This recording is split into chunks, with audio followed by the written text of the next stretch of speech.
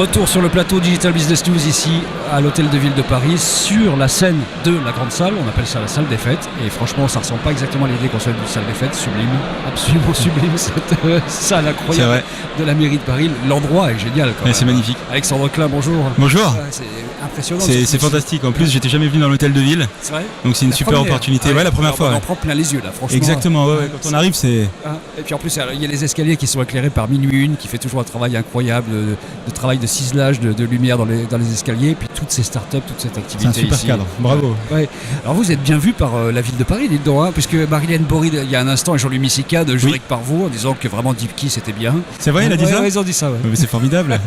Non, mais j'ai plus rien à dire du coup. Si, vous allez nous raconter vraiment ce que vous faites concrètement, parce que vous mettez les data au service de l'économie énergétique d'une certaine façon. C'est exactement ça, tout à fait. Alors, pour parler de DeepKey, si vous voulez, nous sommes spécialisés dans la performance énergétique avec une approche innovante. Nous sommes une jeune entreprise innovante qui est l'analyse de données.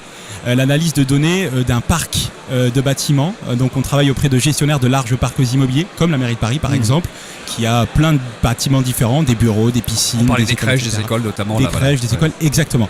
Mais pas que. On travaille aussi avec des acteurs du retail, des acteurs du monde de l'immobilier. Et si vous voulez, avec DeepKey, quels vont être les avantages que ces entreprises ou ces collectivités-là vont avoir ? Une connaissance de leur patrimoine. C'est très important. Un proverbe hollandais disait, il faut savoir mesurer pour savoir. Et donc savoir pour agir. Donc c'est la connaissance. 2, ça va être l'analyse.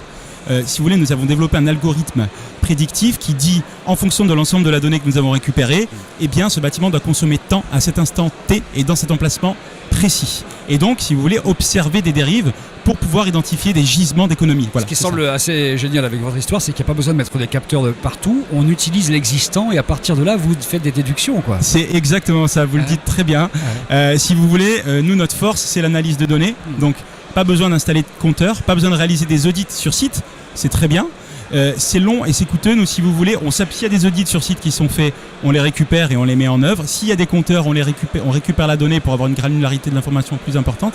Mais pour atteindre des objectifs qui sont connaissance du patrimoine, je le répète, et diminution des consommations d'énergie, l'analyse des données que nous récupérons suffit. Alors vous jouez sur quel levier ? Parce que l'analyse de la consommation à l'instant T dans tel ou tel endroit, et encore dans tel ou tel endroit, si on ne fait pas de capteur, en fait, vous savez globalement ce qui se consomme dans une école, par exemple. Comment vous faites à partir de ça pour en déduire quelque chose ?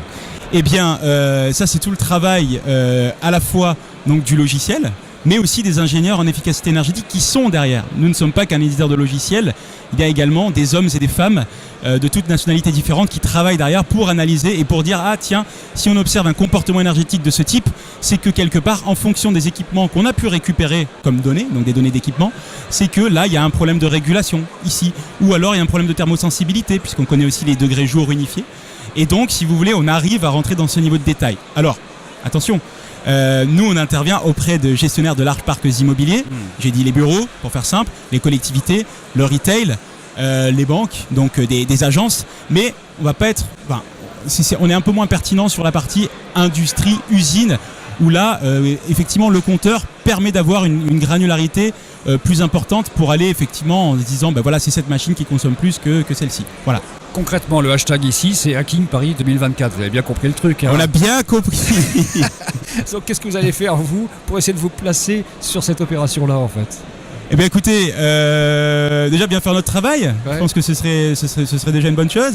Et puis bien communiquer, rencontrer des gens, c'est pour ça aussi que je suis là, essayer d'échanger avec des gens passionnés par ces nouveaux enjeux numériques et liés à l'écologie et à la transition énergétique, voilà, pour essayer de trouver des partenaires et réfléchir ensemble à l'avenir de ce secteur. Vous avez participé à un workshop tout à l'heure. Exactement. Et c'était sympa, et il s'est dit des choses intéressantes. C'était absolument fantastique. Alors au début, c'est un petit peu déroutant parce qu'on a l'impression d'être dans un speed dating. Alors j'en ai jamais fait de ma vie, mais du coup je me suis imaginé le malaise que certaines personnes pouvaient vivre. Mais oui, c'est absolument génial. En tout cas, je trouve que l'initiative est super parce que ça permet dans un laps de temps très court d'échanger de l'information vraiment concentrée. Et puis voilà, effectivement, je le répète une fois encore, de rencontrer des gens passionnés, et ça n'a pas de prix. Donc, monsieur, tout le monde peut utiliser DeepKey ou pas ? Alors, l'application se veut ergonomique, l'application se veut simple. C'est une application métier qui est pointue, mais on fait le travail, si vous voulez, de pédagogie. C'est très important aujourd'hui, on le sait bien, le design. Donc, en théorie, avec une petite formation qu'on dispense, n'importe qui peut effectivement connaître déjà son patrimoine, avoir un poste de supervision, savoir détecter des dérives et suivre les actions concrètes de terrain, ça oui. Donc oui, n'importe qui. Après, Okay. c'est pas le métier de n'importe qui non plus. Bon, si vous avez un arrêt cardiaque à chaque fois qu'arrive la note d'électricité, jetez un Voilà. coup d'œil. Alors c'est sur les professionnels, nous. Hein, On a bien compris. mais en tout Merci cas, Alexandre. merci à vous. Merci, ça continue ici au hacking de l'hôtel de ville. Hacking Paris 2024, on m'a dit, répète le hashtag, je le répète. Tout le monde a bien compris qu'il s'agit de marquer la puissance en matière d'innovation pour Paris 2024. Et on sait que la candidature est là et qu'on aura la réponse en septembre. Les interviews continuent dans un instant sur la même scène. Vous ne bougez pas, on tourne la caméra, on vous montre ce qui se passe derrière. À tout à l'heure.